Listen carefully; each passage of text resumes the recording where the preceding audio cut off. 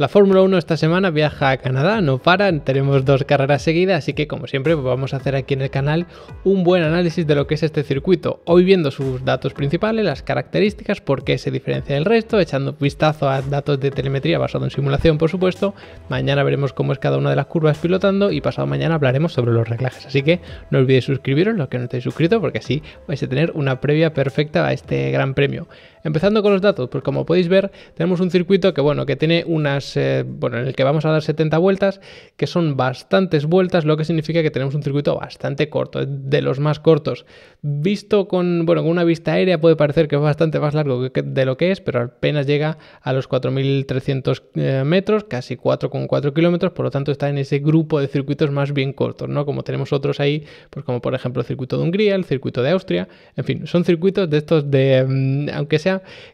casi de la vieja escuela, porque no termina de ser del todo original como el circuito de Hungría, por ejemplo, pero es de estos circuitos con un estilo bastante marcado y además que son bastante cortos, por lo tanto las vueltas aquí son bastante intensas. Luego es un circuito corto y además tampoco tenemos mucha distancia hasta la primera frenada, pero luego tenemos todos los metros hasta el vértice, la pole no está exactamente aquí, pero sí que nos da una pista de que es uno de estos circuitos, otra vez como teníamos por ejemplo en el caso de Bakú, que no es uno de los circuitos en la que la salida tenga muchísimos metros.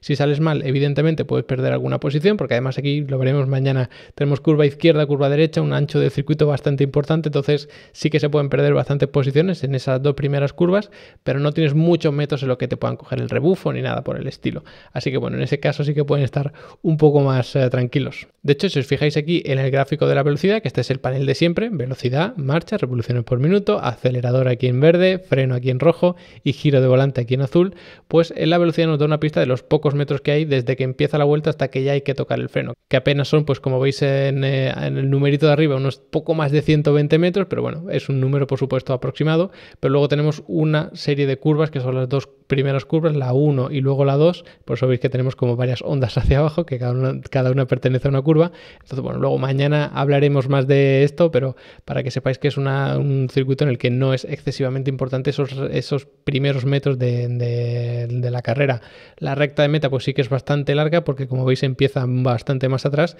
pero la línea de meta, lo que es línea de meta justo está casi al final de esa recta. En menos de 4,4 kilómetros de circuito tenemos 14 curvas, que como veis es de los circuitos que menos curvas tiene, con diferencia está en este grupo de circuitos en el que apenas hay curvas. En cuanto a la distribución a izquierda y a derecha, pues tenemos en total 8 curvas a derecha, por lo tanto 6 a izquierda, es decir, tenemos un circuito ahora en el que el lado izquierdo del coche debería desgastarse más porque vamos en sentido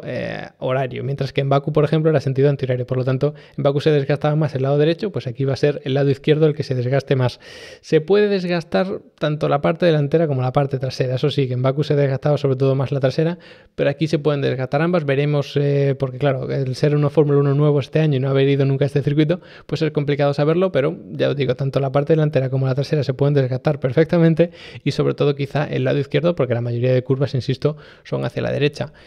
No son muchas curvas como hemos visto, pero la longitud del circuito tampoco es excesiva, así que este ratio que nos indica cuánta densidad de curva tenemos en el circuito, pues está prácticamente en la media, 3,21 curvas por kilómetro de circuito, no es nada disparatado, y si analizamos el tipo de curva para cada lado, pues nos damos cuenta que las curvas lentas son todas hacia la derecha, aunque solamente haya 2, las curvas de velocidad media curiosamente es más hacia la izquierda que hacia la derecha, porque tenemos 5 hacia la izquierda y 4 hacia la derecha, pero luego las de velocidad rápida sí que son, solamente podemos considerar una de alta velocidad y esa hacia la derecha. Pero ya entenderéis mañana mucho mejor esto cuando analicemos cada una de las curvas, cada uno de los puntos importantes del circuito. Si os fijáis aquí en el gráfico azul, que es el del giro de volante, ¿no? El que nos da la pista de las curvas, pues estamos constantemente trabajando de un lado hacia otro, hacia un lado hacia otro, pero también hay bastantes tramos en los que no tenemos que girar el volante, aunque lo veremos un poquito más adelante en el vídeo, pero en cualquier caso estamos constantemente a un lado hacia otro.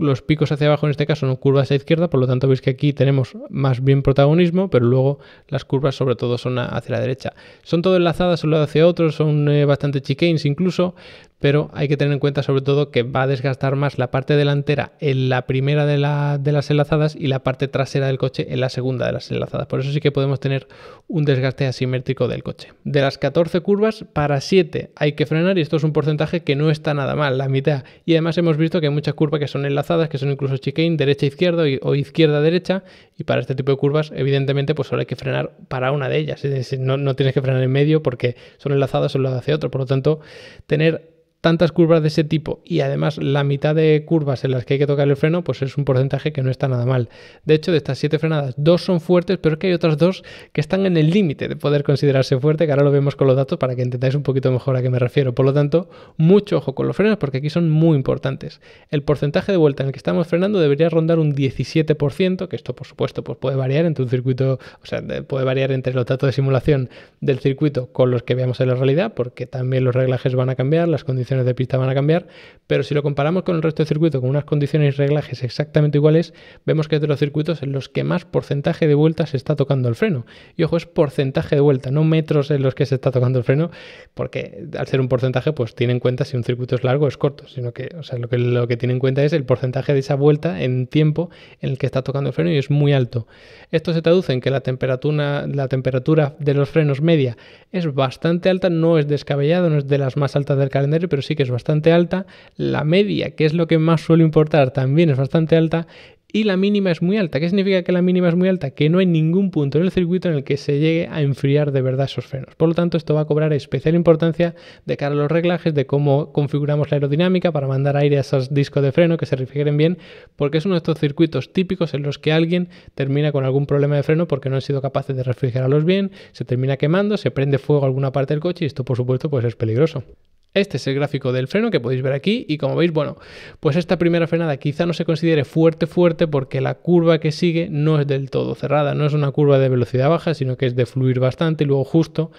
enlazamos con la curva 2 que sí que es bastante más cerrada, pero claro, esta curva 2 no llegamos a mucha velocidad, sino que llegamos a la velocidad baja de la curva anterior. Aparte de eso, pues bueno, aquí volvemos a tener una frenada medianamente importante, aquí también, estas dos son tremendamente fuertes, la última frenada también es muy fuerte, por lo tanto, bueno, podemos considerar dos frenadas fuertes de estas dos últimas, pero esta de aquí también es muy fuerte, la primera también es muy fuerte, por lo tanto la temperatura de los frenos, que la podemos ir viendo aquí, está constantemente en valores muy altos. De hecho, tenemos una recta muy importante que es justo antes de la última frenada, que es una chicane derecha-izquierda, y aquí se alcanza la temperatura mínima de los frenos, pero no es una temperatura muy baja como hemos visto con el gráfico anterior, comparando toda la temperatura mínima de todos los circuitos. Por lo tanto, empieza la vuelta con una temperatura relativamente baja, se aumenta mucho y no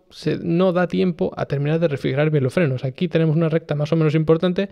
pero otra vez frenada fuerte. Por lo tanto, es uno de estos circuitos en los que es tremendamente exigente para los frenos porque justo cuando se coge mucha velocidad hay que pisar a fondo ese pedal del freno y por lo tanto volver a sobrecalentar. No hay otro circuito en el que tengamos picos tan importantes como este, excepto algunos casos extremos como por ejemplo Mónaco, que no da tiempo a refrigerarlos, como por ejemplo Singapur, que es un caso similar. Así que mucho ojo al tema de los frenos en este circuito. Con tanta frenada, pues la velocidad mínima del circuito no es tan baja, quizá como se podía esperar, lo que significa que no hay un punto en el circuito en el que se alcance una velocidad bajísima. Si cogemos el punto de menor velocidad de todos los circuitos, pues si os fijáis, es verdad que este circuito de Canadá, el Gilles Villeneuve, pues está bastante abajo, pero está lejos de otro circuito como puede ser, por ejemplo, el de Bahrein, ¿no? Que esa primera frenada, esa primera curva es tremendamente cerrada, o el de Mónaco, por supuesto, que lo mencionamos aquí en todos los análisis de los circuitos. La velocidad media también es bastante baja, que si tú ves digamos que el dibujo del trazado, ¿no? Que lo veremos mañana en detalle, pues parece que hay mucha recta, que hay mucho espacio, pero es que el circuito realmente es corto, por lo tanto esas rectas que aparecen ahí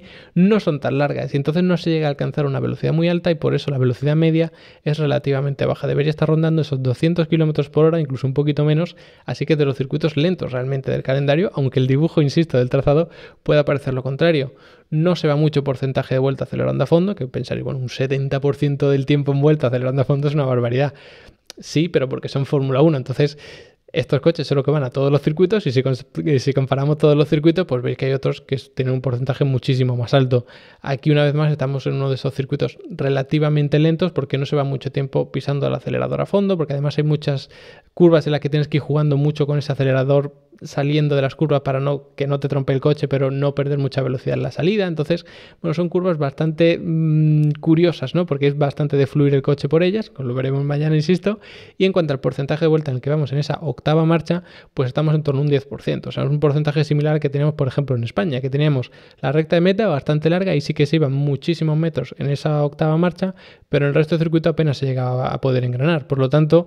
tramos de muchísima velocidad en el circuito no tenemos tanto y por eso solamente es un 10% de vuelta en el que estamos en esa octava marcha. Esto, por supuesto, va a depender de la configuración aerodinámica, del resto de reglajes, va a depender de la caja de cambios de cada uno, pero si os fijáis, aquí hay un pequeño tramo en el que se mete esa octava marcha, luego justo antes de la chicane última de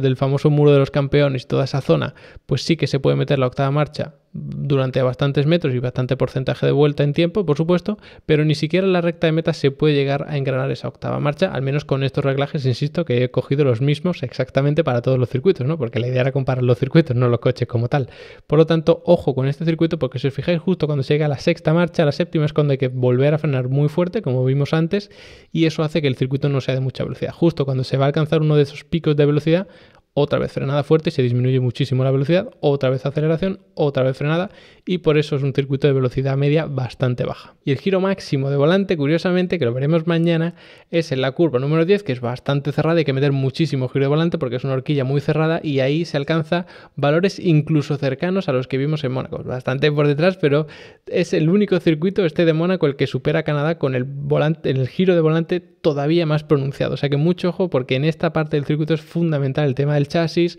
de la dirección, del sistema de las suspensiones y todo esto. Así que mucho ojo porque además, por ejemplo, la segunda curva también es importante, se mete mucho giro de volante, ahora lo vemos con los gráficos de telemetría. El giro absoluto medio, que es lo que te da un poco la pista de si estamos girando mucho o poco, a nivel así genérico para hacernos una idea, pues ya veis que está bastante a la media, no es ni de los que más ni de los que menos. Por lo tanto, es un circuito en el que, bueno, el tema de la dirección y demás, pues es importante, pero tampoco es lo más del circuito. Y en cuanto al porcentaje de vuelta que vamos con el volante recto, pues curiosamente sí que vamos bastante porcentaje de vuelta, superior al 50%, que esto puede parecer pues muy llamativo, ¿no? Porque estamos viendo que constantemente gira de un lado hacia otro, que el giro medio pues estaba en la media, pero ¿por qué tenemos un porcentaje en el que vamos con el volante recto tan alto? Pues porque hay muchos tramos en los que vamos con el volante recto después de una curva encarando a la siguiente, porque son curvas de meter volantazo a un lado, volantazo al otro y enderezar, y todos esos metros, lo que ya vamos con el volante enderezado, va haciendo que aumente el porcentaje, sobre todo pues para salir lo más rápido posible de las curvas, especialmente también para hacer frenadas eficientes con el volante recto. Así que es un circuito en el que no tenemos muchas curvas de mantener mucho rato el giro de volante, sí. Quizá la curva 2 sí, la 1 un poco también, como vamos a ver ahora, pero en este circuito lo normal es meter volantazo a un lado, volantazo a otro y enderezar cuanto antes para hacer tramos en línea recta, saliendo rápido de las curvas y frenando en línea recta para las siguientes. Aquí lo tenéis en esta línea de color azul, pues la primera curva sí que hay que fluir bastante, la segunda también, que aunque veis que tiene forma de pico, pues está bastante abierto. El resto de circuito pues voy buscando la curva, esta por ejemplo, que es la curva número 3, quizá no sea el mejor ejemplo, porque vamos poco a poco buscándola, pero luego volantazo al otro lado y enderezo. Siguiente curva, pues bueno, aquí sí que me abro un poquito, pero siguiente curva, volantazo a un lado, volantazo al otro y enderezo. Y así, a un lado hacia otro, enderezo. A un lado, corrijo y enderezo. Y aquí realmente esta es la curva número 10 y como veis el pico es muy acusado. Hay que ir buscando ese giro de volante máximo poco a poco. Aquí tendremos la segunda curva, que el giro de volante también es bastante importante, porque por supuesto son puntos de muy baja velocidad, una de estas curvas lentas que hemos visto, y por eso la velocidad mínima del circuito que vimos antes también es bastante baja, porque tenemos esta zona aquí que es absolutamente crítica. Y este giro de volante en el que vamos este giro de volante con tanto porcentaje en línea recta te sirve para dar gas a fondo cuanto antes y sobre todo para frenar de forma eficiente, ir jugando poco a poco con el freno, el tema del trail braking y todo esto de forma más eficiente, porque si